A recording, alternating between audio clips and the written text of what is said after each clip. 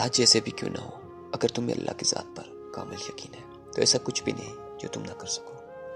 वो तुम्हें बेहतरीन से नवाजने से पहले बदतरीन से ज़रूर गुजारेगा, ताकि तुम बेहतरीन की असल कदर व कीमत जान सको। तुम हिम्मत ना हारना, हर गुजरता हुआ वक्त तुम्हें तुम्हारे आने वाले बेहतरीन के करीब करता जाएगा।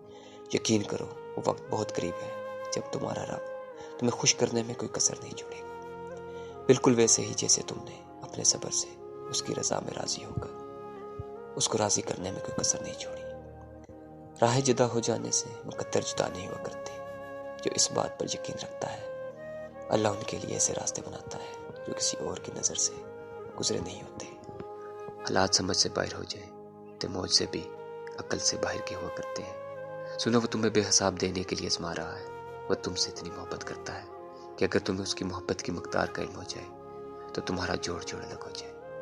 इस आस से मोहब्बत से बस तुम एक काम कर लो कि तुम राज़ी हो जाओ उसके फैसलों पर, उसकी मुसलतों पर, झुक जाओ उसकी रज़ा के आगे, क्योंकि जो झुक ना सका वो पा ना सका।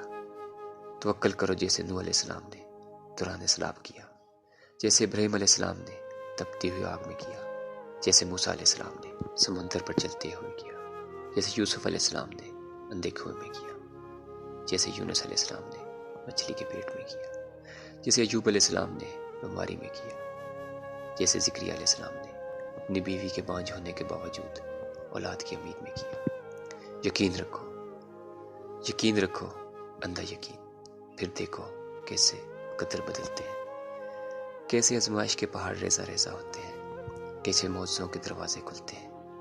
अल्लाह को छोड़ोगे तो कोई चीज़ हाथ नहीं आएगी।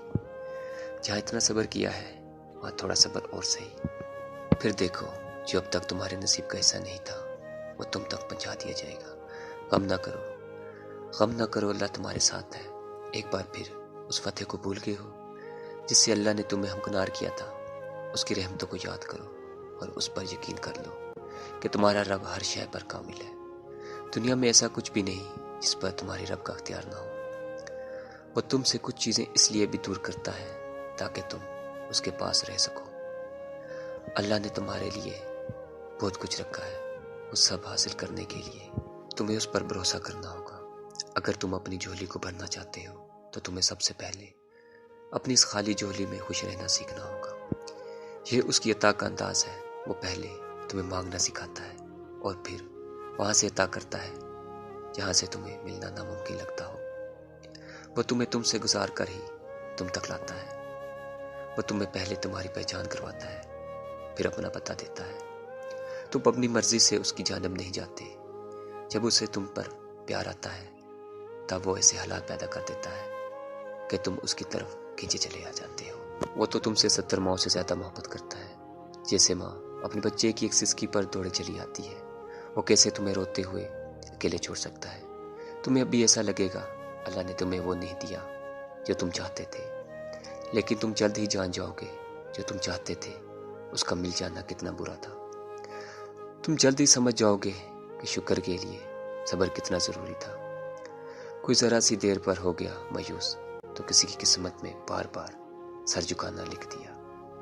किसी को 4 कदम के फासले पर मिल गया तो किसी की किस्मत में लंबा सफ़र लिख दिया। मौजज़ात यकीन रखने वालों के लिए हुआ करते हैं।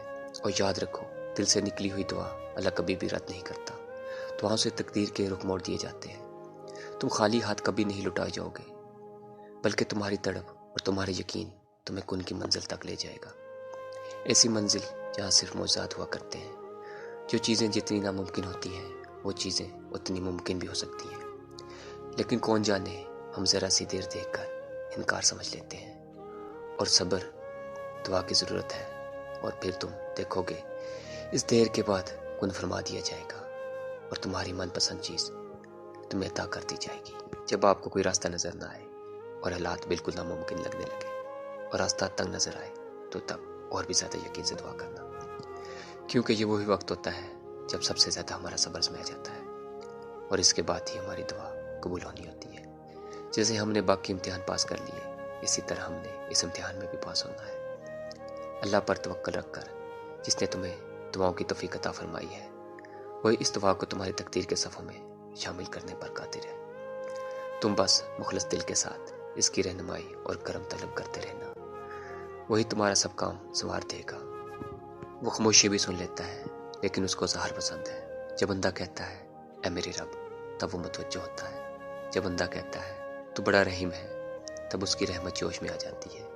جب بندہ کہتا ہے اے اللہ مجھے معاف کر دے، تب وہ معاف کر دیتا ہے۔ اور جب بندہ گڑ گڑا کر کچھ مانگتا ہے تو وہ قبول کر لیتا ہے۔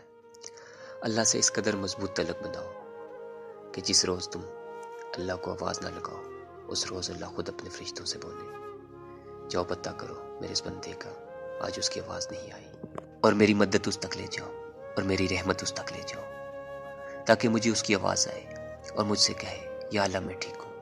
اور میں نے اپنی زندگی میں یہی سیکھا ہے کہ اللہ سے محبت کر کے کوئی بھی دنیا کی محبت سے خالی نہیں رہا۔ وہ غنی کر دیتا ہے، مالا مال کر دیتا ہے، اس جہاں کی محبتوں سے بھی اور اس جہاں کی محبتوں سے بھی۔